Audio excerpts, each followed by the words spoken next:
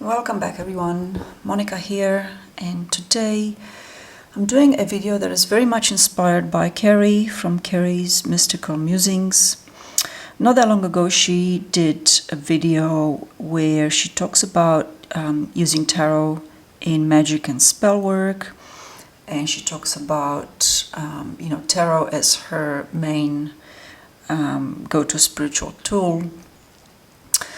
And I watched that, and it's a fantastic video. I will link it in the description box. If you haven't watched it yet, I really encourage you to do so. If this is the kind of thing that you're into, using tarot cards for ritual or spell work, it's a fantastic video. And to me, it was quite a revelation. Because here I was thinking, I'm a bona fide witch. Or I think of myself as that. And I have used tarot cards for spell work for a long time. And yet, I hadn't thought about taking one deck out of my entire collection and dedicating that solely to spell work, which is what Carrie has done. Now, that's not to say that her approach is what you must do and that you must find a deck and that's your only deck for spell work. Clearly, I've worked with many different decks and I've also used those decks for readings and for other work, but when she talked about it, it kind of, to me, it really made sense. It made complete sense that yes, I pick a deck and I use it for nothing else other than spell work. And I kind of had to laugh because, gosh, I've used tarot cards for so long in these kind of practices like spell work and ritual and all that sort of stuff. And I've never given a consideration to take this approach. So, like Carrie, my work in doing spell work with tarot cards was very much informed by Janina Renee's book, Tarot Spells. This is an excellent book, as is her other book called Tarot for a New Generation. And I think she's got a couple of others. Excellent books. So that's one. The other one that I've worked with over the years and I've read and I also enjoyed is this one here, Tarot and Magic by Donald Michael Craig. Forward by Mary Greer. These are really great books. They're not overly complicated. They give you a really good introduction to using tarot and spell work, and they have exercises and suggestions and all that good stuff, which is fantastic. So those are kind of like my main two books. There's other books out there, no doubt. But, I don't think you need to buy all the books in the world on spell work. Once you get the idea, once you get some sort of practice, you understand that it's very much driven by you. And you kind of, custom make your own spells according to your own situation. So anyway, I had this kind of like epiphany, like I've got to choose a deck from my collection. And then I was like, well, hang on, it's like so many options. I'm very fortunate that I have a reasonable collection of tarot cards. But of course, that comes with the complexity and the crisis of choice, really, and in choosing one and only deck. Because here's the thing.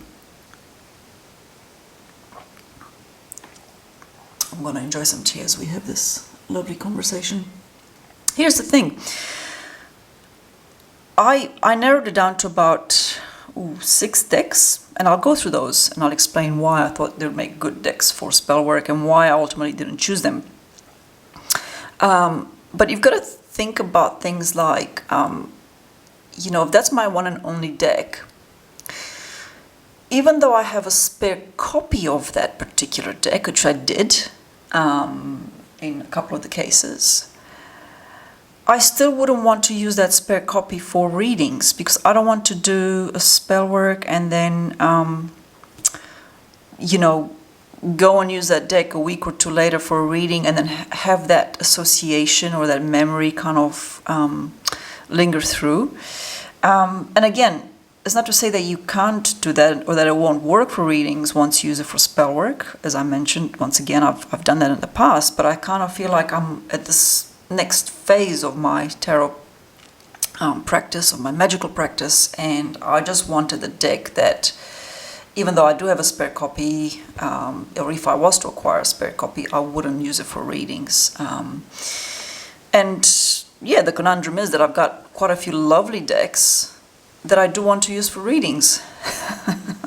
So I kind of had to like do this weighing up. And anyway, let's talk about some of the finalists. So first up was Pagan Otherworlds. Now, I chose this deck because it obviously ties in with the theme of magic. Not only that, it's got extra cards for the moon phases, which I thought would, would work really well in some moon magic type spell work. I thought that these are fantastic to use in that. I thought that the deck imagery, like the people, the way that they are clothed, the landscapes, everything invokes that feeling of being surrounded by nature and being in tune with nature, like being a part of nature. The artwork is stunning.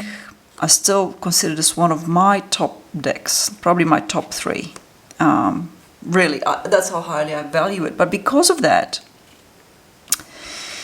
I kind of really question whether it was the right deck for magic work, because I do want to keep it for readings. And looking at these cards, another thought that I had at the time when I looked at the images was that they're quite pippish, so they don't have a lot of people in the minor arcana, which presents a bit of a problem, because to me, when I'm doing spell work with tarot cards, it's a very visual exercise, and so I kind of need people in the minors, all right? I kind of need to relate to that person doing whatever it is they're doing in the scene that I'm going to put on my altar and work a spell around. And these images, as stunning and beautiful, and I think that it's absolutely, it's just so well done. Despite that, it just didn't have enough human characters in it for me to relate to really well.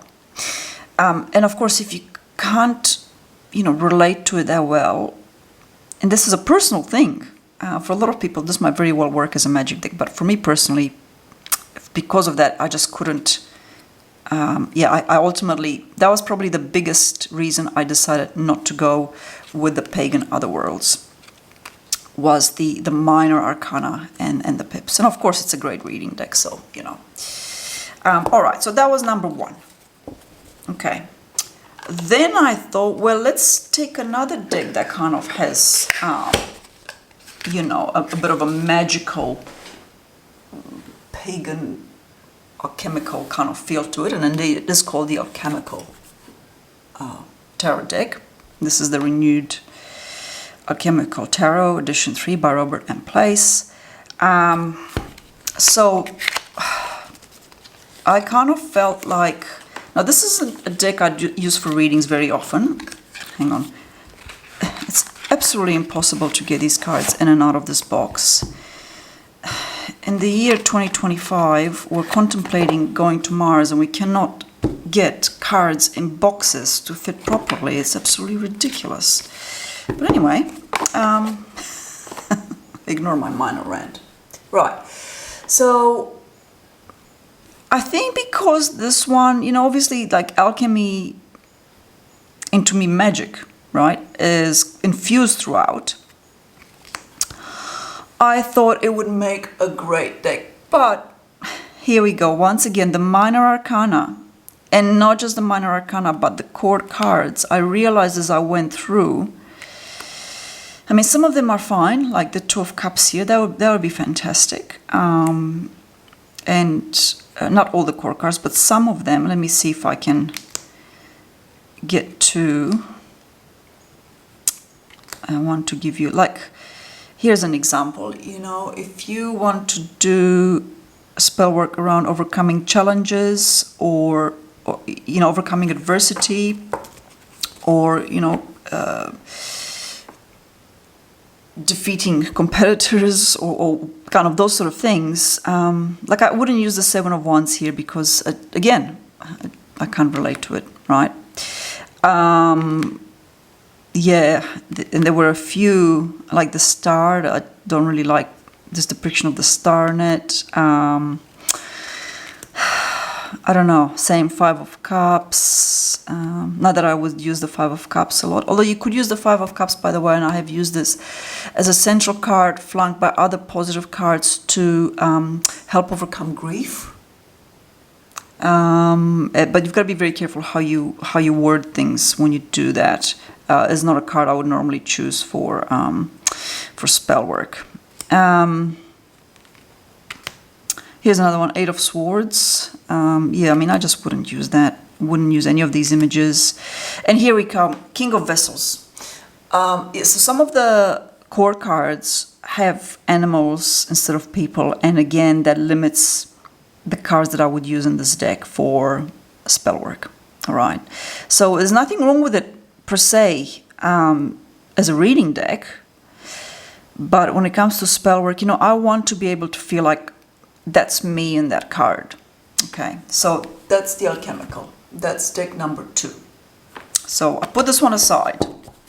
I literally had all of these decks pulled out on my tarot table, and I went through them one by one. All right, and it got pretty tough. It got really tough. Next one, I thought, well, let's pick one where, like, I know the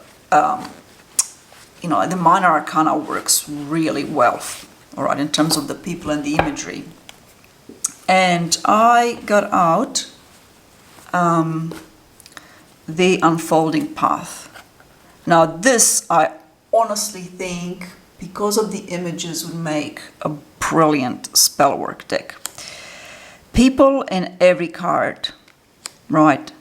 Not just people in every card, but people doing ordinary life, right? Day-to-day life, right? Not the aces, obviously, but I mean, look at that, Six of Pentacles. Like, so relatable, so relatable. A lot of these cards, the Knight of Wands, they're just so full of life and enthusiasm for what they're doing. Like, it kind of spills out into day-to-day life, and it infuses, my perception of life and my attitude to life. This is one of those really uplifting decks, and I absolutely love that about it. And for that reason, I thought it would make an absolute brilliant tarot deck for magic and spellwork. But here's the problem with it. It's a fantastic reading deck. It's one of my top reading decks. I am very much a Rideawait Smith person, and I read with the Rideawait Smith a lot, all right? But I also want other decks that mirror the Rideawait Smith imagery and meanings and messages, but bring like a different vibe, and also with this one a modern vibe, and this deck ticks that so much. I mean, she would make a fantastic central card for spellworks relating to personal power, making right decisions, taking no bullshit, being discerning in life choices. This Queen of Swords, gosh, I mean, this deck would be, I think, yeah, it would make a great spellwork deck, but I want to keep reading with it. I really, really do. And while, as I have mentioned, I've done that in the past, and I may very well do in the future while I use cards for spellwork, but also for readings, that's not the point of this exercise. The point of this exercise is to choose one deck that's my spellwork deck exclusively. And so, as much as I love this deck, I didn't want to lose it as my reading deck, right? Particularly as I am now getting older, I mean, I'm 45, which for some of you might be very young, but it's also no longer young.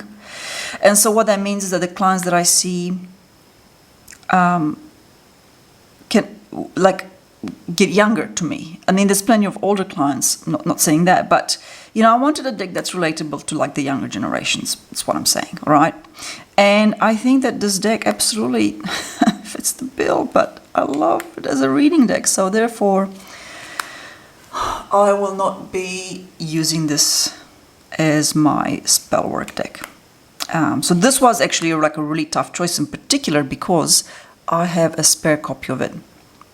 I love it that much that I have a spare copy. It's sealed, haven't opened it, not sure if I ever will do or if I will one day gift it to my daughter. But yeah, you know, so there we go. That's the unfolding path. Okay, so I was a bit disappointed that I couldn't, you know, yeah, I couldn't choose it really. So next I bought out, this is kind of like a left field, you know, it's the one that doesn't go with all the others, you know, one of these is not like the others, and that's this one, the Jonasa Jos. Apologies for butchering the name, most likely, the 5th edition. And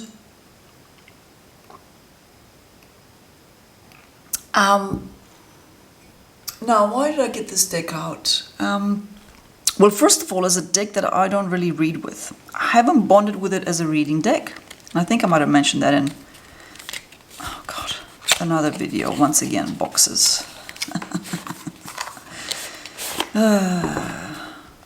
Tell you what, they'll find a cure for cancer before they actually do boxes the right way for tarot. Yeah, so I haven't bonded with this deck as a reading deck. Nonetheless, this is the 5th edition, and the colors for it, to me, are really good for that kind of magic energy. Loads of green throughout. And kind of like, you know, browns and with some yellows. I mean, to me, green is the color of magic. It's just a personal thing. I'm not sure if that's that you can validate that in any way. But anyhow, and I do like the artwork.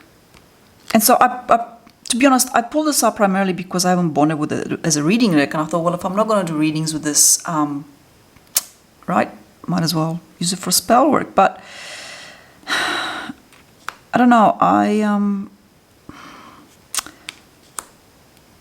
kind of had the same thing about some of the card images. Not enough people doing realistic things. In the minor arcana, and also there were some cards, like for example here the Emperor card, that, see, to me the Emperor, I don't really have a hang up about the Emperor and see it as a negative thing. To me the Emperor is an excellent focus card for when you want to assert yourself, your authority, you know, you're in charge, either demonstrate leadership or to set really clear boundaries of what it is that you will and will not accept or tolerate. And I mean, I couldn't use this for that. I couldn't use someone in a, that's a skeleton, okay? It just doesn't flow with that. So I had to think about these things, you know, like what are the cards that I'm, because when you do spell work, they're kind of like not the same cards necessarily over and over again, but really, generally, you're pulling from the same 20 or 30 cards. I very rarely use the full 78 deck for the spell work. And the Emperor is a really, really important one, as is most of the major arcana. And again, like, see this, like the 3 of Cups, not having people in it was kind of like, just not yeah, I'm just not really sure. I still think the artwork is gorgeous. I'm still hoping that one day I will bond with this deck. I'm kind of like,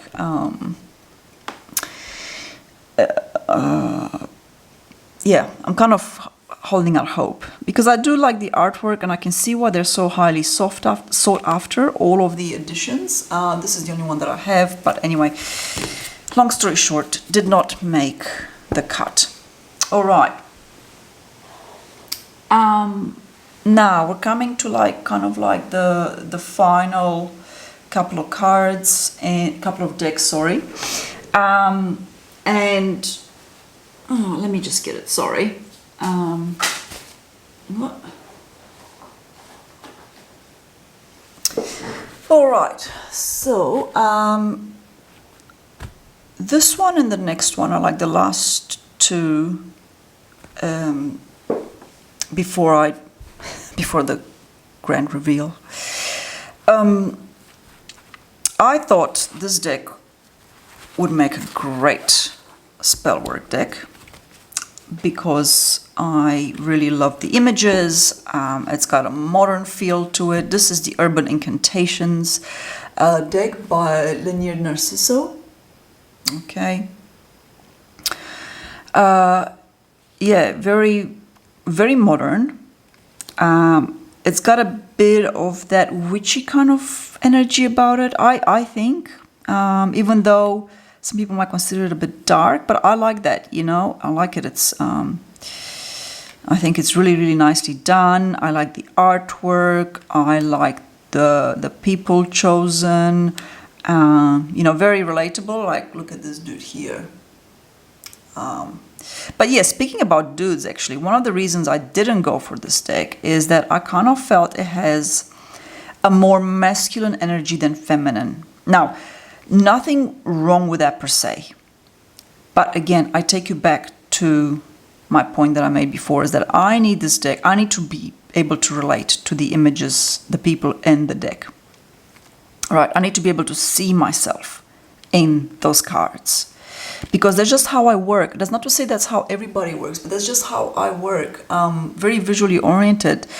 And so that image that I'm looking at, I kind of have got to be that person in it. Here we go. So yeah, there's lots of dudes, which is great to see actually from a tarot perspective where it's the decks that I have are predominantly female a lot of the time, not that many guys in it. So I think if you're a guy and you're watching this and you want a more masculine kind of deck, I mean, see, they just throughout, there are women in the deck, but throughout it's very much mainly men. And I think that he's done a great job. No issue with it whatsoever. I just can't put myself in that picture. So because of that, even though this is a great deck, I decided not to choose it for my magical spellwork deck, okay? But it's a great reading deck too, by the way. I think it's absolutely fantastic. So that is the, what did I say? Name Urban Incantations. The name escaped me sometime. All right. Finally, I also had a very traditional deck, and I had a Rideawait Smith Tarot Vintage. This is basically the Rideawait Smith deck, but with a vintagey kind of tone to it. You know, they basically like kind of like colored it to give it like a faux vintage vibe. And look, it's a great deck. I've read with this. It's fantastic. And I thought, well, why don't I just go with something traditional that's, you know, I can allocate this deck for spellwork because I have enough Rideawait Smith, you know, decks and versions of Rideawait Smith decks out in my collection that I wouldn't feel its loss if I didn't have it for readings.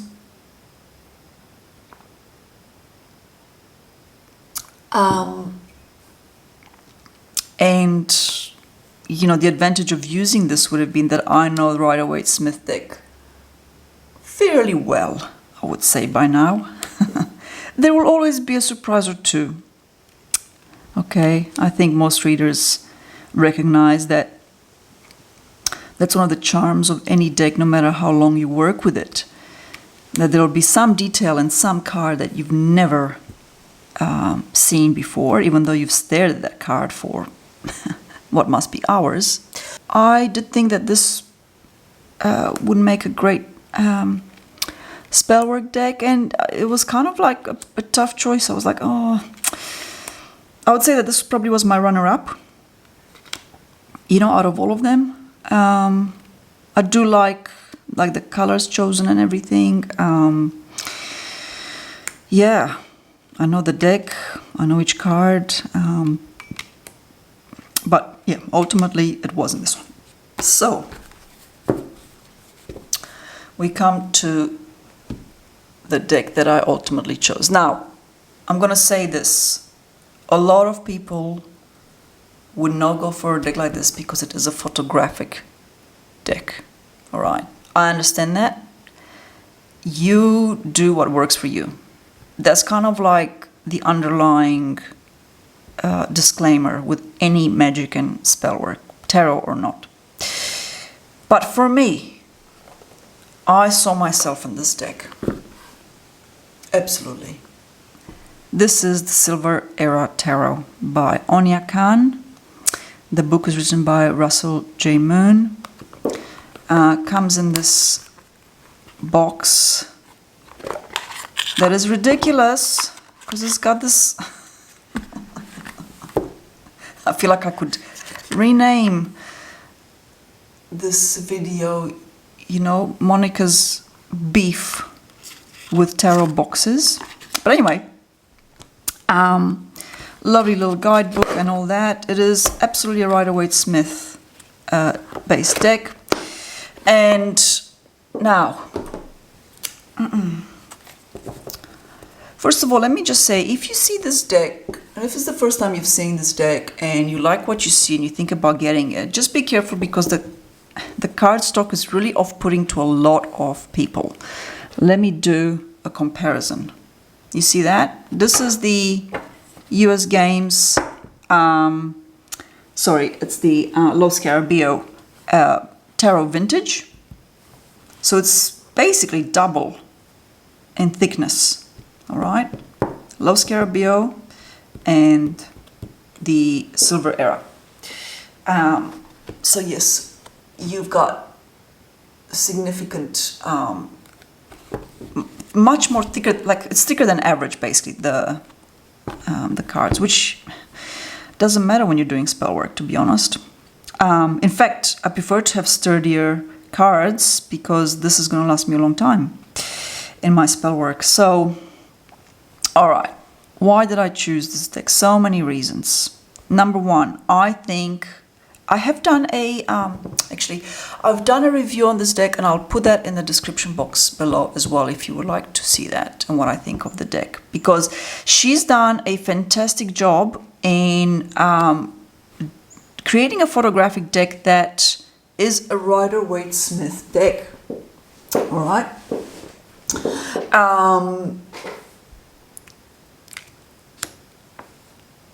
Now, I consider this to be very relatable. All right. Because first of all, most of the cards feature herself in the card. I also think that I kind of relate to her with my features, dark hair, I kind of have the similar kind of features, and I just see myself in her. Not only that, but her life story is in a way similar, but not the same to mine. From the little bits that I have read, I don't know the details, so it's not similar in detail, but it's kind of like the overall energy of having to, having things happen to you and you having to work through them and heal yourself. And life, which is a lifelong journey, but that's a different story. But yeah, I absolutely see myself in so many of these cards. I love the very minimal use of color in it too. It's kind of like, it's not really a black and white, like it is a black and white deck, but then see with the sun, you've got that glow of yellow in the center where the sun is. In the Three of Pentacles, you've got the 3 pentacles that are colored purple. I'm not sure if you can actually see this very well, but it makes that symbol really pop out in the card too. So I really, really love that. In the Page of Swords, it's her tunic, it's her clothing that has got like that sort of slight shimmer about it. In the Seven of Cups, so you've got one of the cups that has, you know, like the detail of what that card contains, that's popping out in color. But yeah, above all, I just thought that the vibe, the energy of this deck, her image in the photographs as the protagonist absolutely makes this like, yeah, my #1 deck for spellwork. And again, for some people, the photographic nature of it will put them off. All right, they yeah, I understand that. I understand that. For me, I have no issues with that whatsoever.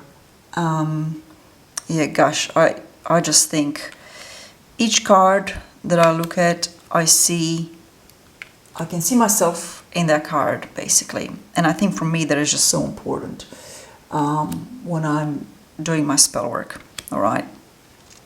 I think he's one of the very few male images with the Emperor. But yeah, I commend Anya for doing a fantastic, fantastic job with, you know, creating a photographic deck, which is no small feat. I mean, you got to get things right, and the postures and the positions and everything about it. So anyhow, so yeah, this is the, I mean, oh, just love that.